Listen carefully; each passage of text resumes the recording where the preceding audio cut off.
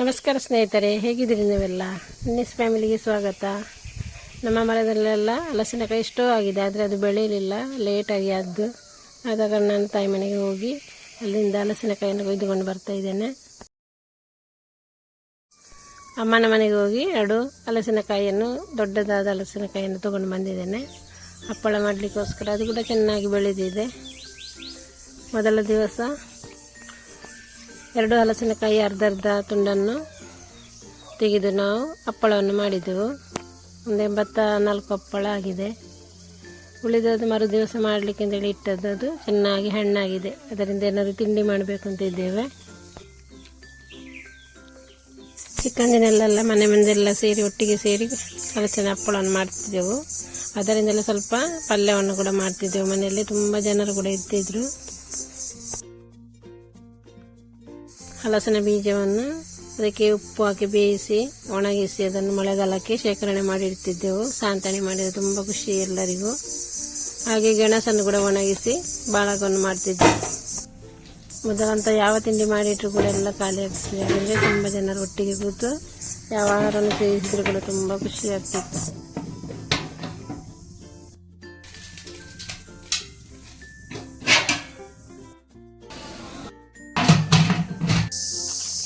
ಹಪ್ಪಳ ಮಾಡಲಿಕ್ಕೆ ಸ್ವಲ್ಪ ಮೆಣಸನ್ನು ಮೊದಲು ಕಡೆದಿಡ್ತಾ ಇದ್ದೇನೆ. ಮಸಾಲವನ್ನು ಒಂದು 10-15ರಷ್ಟು ಮೆಣಸು, ಒಳ್ಳೆ ಮೆಣಸು ಹಾಗೂ ಒಂದು ಮಾತ್ರ ನಾನು ಗುಳ್ಳೆ ಮೆಣಸು ಹಾಕಿದ್ದೇನೆ. ಸ್ವಲ್ಪ ಜೀರಿಗೆ, ಸ್ವಲ್ಪ ಅರಶಿನ ಹಾಗೂ ಸ್ವಲ್ಪ ಉಪ್ಪು ಇಷ್ಟನ್ನು ಹಾಕಿ ನೈಸಾಗಿ ಕಡೆದಿಡುವುದು. ಹಾಗೂ ಈ ಹಲಸಿನಕಾಯಿಯ ಸೋಳೆಯನ್ನು ಬೇಯಿಸಿ ಅದನ್ನು ಕಡೆಯುವಾಗ ಸ್ವಲ್ಪ ಅದಕ್ಕೆ ಈ ಮಸಾಲವನ್ನು ಹಾಕಿ ಕಡೆಯುವುದು. ಹಲಸಿನಕಾಯಿ ಸೋಳೆಯನ್ನು ಬೇಯಿಸುವಾಗಲೂ ಅದಕ್ಕೆ ರುಚಿಗೆ ತಕ್ಕಷ್ಟು ಉಪ್ಪನ್ನು ಸೇರಿಸಬೇಕು. ಇನ್ನೆಷ್ಟು ಈ ಟೈಮಲ್ಲಿ ಹಲಸಿನಕಾಯಿ ಬೀಜ ಸಿಗ್ತದೆ. ಅದನ್ನು ಹಾಕಿಟ್ಟು ಸ್ವಲ್ಪ ಪಲ್ಯವನ್ನು ಮಾಡಬೇಕಂತ ಇದ್ದೇವೆ. ಇದು ಒಂದು ಗಳಿಗೆಯಲ್ಲಿ ಬೇಯ್ತಿದೆ ಈ ಹಲಸಿನಕಾಯಿ ಸೋಳೆ. ಅದು ಬೇಯಲಿಕ್ಕೆ ತುಂಬ ಹೊತ್ತೇನು ಬೇಡ.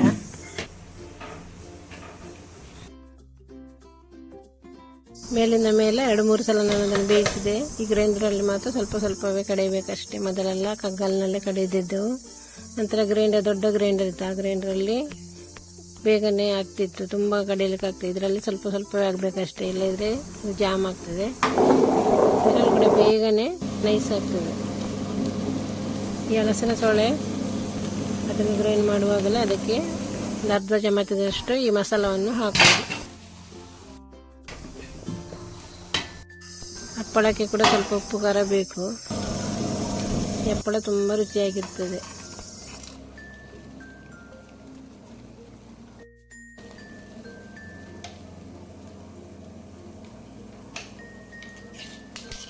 ಮೊದಲೆಲ್ಲ ಎಷ್ಟೇ ಕಷ್ಟ ಆದರೂ ಕಗ್ಗಲಿನಲ್ಲೇ ಕಡೆದ ಹಪ್ಪಳವನ್ನು ಮಾಡ್ತಿದ್ದೆವು. ಅದೊಂದು ರೀತಿಯ ಮಜಾ ಇತ್ತು, ಎಲ್ಲರೊಟ್ಟಿಗೆ ಸೇರಿ ಹಪ್ಪಳವನ್ನು ಮಾಡುವಾಗ. 2-3 ವರ್ಷದಿಂದ ಈಚೆ ತುಂಬ ಹಪ್ಪಳವನ್ನು ಮಾಡಿದ್ದೇವೆ. ತುಂಬ ಸೇಲ್ ಆಗ್ತಿತ್ತು, ಎಲ್ಲರೂ ತಗೊಳ್ತಾರೆ.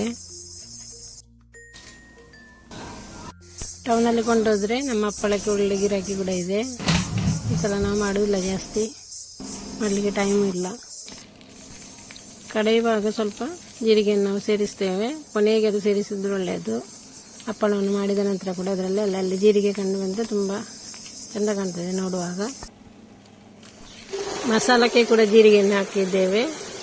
ಹಾಗೂ ಈ ಕಡೆಯುವಾಗಲೂ ಸ್ವಲ್ಪ ಜೀರಿಗೆಯನ್ನು ಹಾಕ್ತೇವೆ. ಕೆಲವರು ಎಳ್ಳನ್ನು ಹಾಕ್ತಾರೆ, ಬಿಳಿ ಎಳ್ಳು ಅಥವಾ ಕಪ್ಪು ಎಳ್ಳನ್ನು. ಇವಾಗ ಇದನ್ನು ಕಡೆದಾಯಿತು. ಇದನ್ನು ಚೆನ್ನಾಗಿ ಚಪಾತಿ ಹಿಟ್ಟನ್ನು ನಾದಿದ ಥರವೇ ನಾದಿದರೆ ಒಳ್ಳೆಯದಿಲ್ಲ, ಇದ್ದರೆ ಉಂಡೆ ಕಟ್ಟಲಿಕ್ಕೆ ಸ್ವಲ್ಪ ಕಷ್ಟ ಆಗೋದು. ಗ್ರೈಂಡರನ್ನು, ಹಪ್ಪಳಕ್ಕೆ ಕಡೆದ ಗ್ರೈಂಡರನ್ನು ಚೆನ್ನಾಗಿ ಆವಾಗವಾಗಲೂ ಕ್ಲೀನ್ ಮಾಡಬೇಕಾಗ್ತದೆ. ಇಲ್ಲದೆ ಒಣಗಿದೆ ತುಂಬ ಕಷ್ಟ ಆಗ್ತದೆ. ಅದೊಂದು ದೊಡ್ಡ ಕೆಲಸ.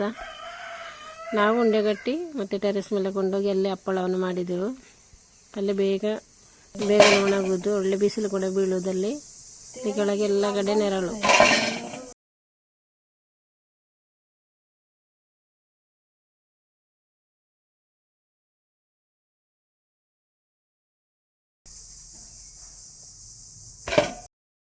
ನಾವು ಹಪ್ಪಳಕ್ಕೆ ಒಳ್ಳೆಯ ಶುದ್ಧವಾದ ತೆಂಗಿನೆಣ್ಣೆಯನ್ನು ಬಳಸುವುದು.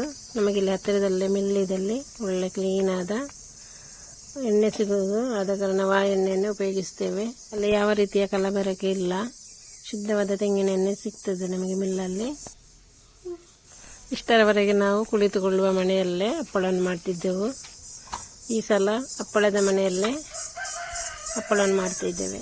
ಇದರಲ್ಲಿ ಬೇಗನೆ ಹಪ್ಪಳ ನಮಗೆ ಸುಲಭ ಆಯಿತು, ಮಾಡಲಿಕ್ಕೆ ಕೂಡ ಬೇಗನೆ ಮುಗಿಯಿತು. ನಾವು ಕುಳಿತುಕೊಳ್ಳುವ ಮನೆಯಲ್ಲಿ ಮಾಡಿದರೆ ತುಂಬ ತೆಳುವಾದ ಹಪ್ಪಳ ಸಿಗ್ತದೆ, ಆದರೆ ಇದರಲ್ಲಿ ಮಾಡಿದರೆ ಅಷ್ಟು ತೆಳು ಬರುವುದಿಲ್ಲ, ಸ್ವಲ್ಪ ದಪ್ಪವಾದ ಹಪ್ಪಳ ಆಗುವುದು ಇದರಲ್ಲಿ. ನಾವು ಮೊದಲೆಲ್ಲ ಮಾಡಿದ್ದ ಹಪ್ಪಳ ಬೆಳಿಗ್ಗೆ ಮಾಡಿದರೆ ಸಂಜೆ ಆಗುವಾಗ ಚೆನ್ನಾಗಿ ಒಣಗ್ತಿತ್ತು. ಇದು ಸ್ವಲ್ಪ ದಪ್ಪ ಇದ್ದ ಕಾರಣ ಒಣಗಲಿಕ್ಕೆ 2 ದಿನ ಬೇಕಾಗುವುದು.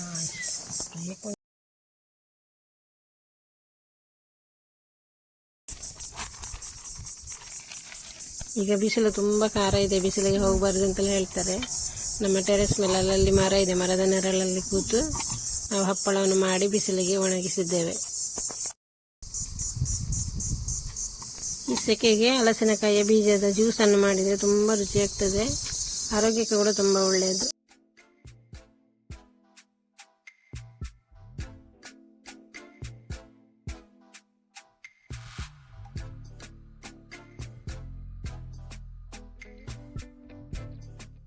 ಬಿಸಿಲಿರುವಾಗ ಸ್ವಲ್ಪ ಕಷ್ಟಪಟ್ಟರೆ ಮಳೆಗಾಲದಲ್ಲಿ ಚೆನ್ನಾಗಿ ಮಳೆ ಬರುವಾಗ ಈ ಹಪ್ಪಳವನ್ನು ಕರಿದು ತಿನ್ನಬಹುದು.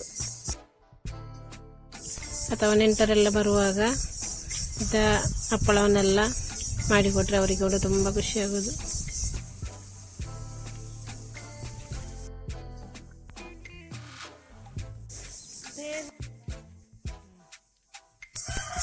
ಒಂದು ಗಂಟೆ ಒಳಗೆ ನಮ್ಮ ಹಪ್ಪಳ ರೆಡಿಯಾಗಿದೆ.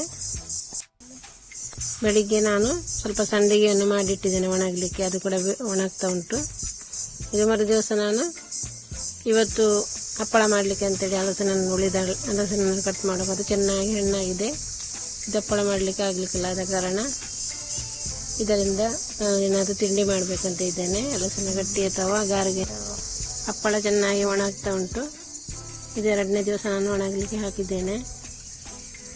ಈಗ ತೆಳುವಾದ ಹಪ್ಪಳ ಆಗಿದ್ರೆ ಇವತ್ತು ಸದ್ಯ ಒಣಗ್ತಿತ್ತು, ಇದು ಒಣಗ್ತಾ ಇದೆ. ಇವತ್ತು ಸಂಜೆ ನಮಗೆ ಮಾತ್ರ ಮನೆಯಲ್ಲಿ ಮಾಡಿದ ಕೂಡಲೇ ಯಾರಾದ್ರೂ ಮಕ್ಕಳೆಲ್ಲ ಬಂದರೆ ಒಂದೇ ವಾರದಲ್ಲೆಲ್ಲ ಖಾಲಿ ಆಗ್ತದೆ ಮಾಡಿದರೆ. ಈ ಹಪ್ಪಳ 2 ದಿನ ಒಣಗಿದ್ರೆ ಸಾಕು. ಇದು ನಿನ್ನೆ ನಾನು ಬೆಳಿಗ್ಗೆ ಮಾಡಿದ ಅಕ್ಕಿ ಸಂಡಿಗೆ, ಉಳಿದ ಅನ್ನದಿಂದ ಮಾಡಿದ ಸಂಡಿಗೆ ಇದು. ಇದಕ್ಕೆ ನಾನು ಗಾಂಧಾರಿ ಮೆಣಸು, ಸ್ವಲ್ಪ ಬೆಳ್ಳುಳ್ಳಿ ಹಾಗೂ ಉಪ್ಪನ್ನು ಹಾಕಿ ಮಾಡಿದ್ದೆ. ಇದು ಅನ್ನದೊಂದಿಗೆ ಪಪ್ಪಡ ಕರಿದ್ರೆ ತುಂಬ ರುಚಿಯಾಗಿರುವುದು. ಗಾಂಧಾರಿ ಮೆಣಸಿನ ಒಳ್ಳೆ ಪರಿಮಳ ಕೂಡ ಇದೆ ಇದಕ್ಕೆ. ಇದು ಹಸಿಯಾಗಿ ತಿನ್ನಲಿಕ್ಕೆ ಕೂಡ ತುಂಬ ರುಚಿಯಾಗಿರುವುದು. ಇದು ಇವತ್ತೀಗ ತೆಗಿಲಿಕ್ಕೆ ಸುಲಭ ಆಗ್ತದೆ. ಒಂದು ದಿವಸ ಒಣಗಿಸಿದರೆ ಮರು ದಿವಸದ್ದು ತೆಗಿಲಿಕ್ಕೆ ಸುಲಭ ಆಗ್ತದೆ.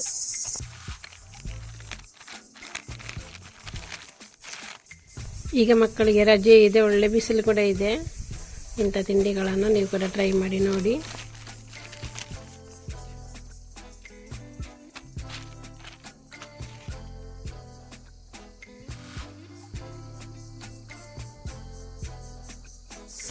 ಮಾವಿನಕಾಯಿಯನ್ನು ಕಟ್ ಮಾಡಿ ಅದರ ಸ್ಲೈಸನ್ನು ಒಣಗಲಿಕ್ಕೆ ಇಟ್ಟಿದ್ದೆ.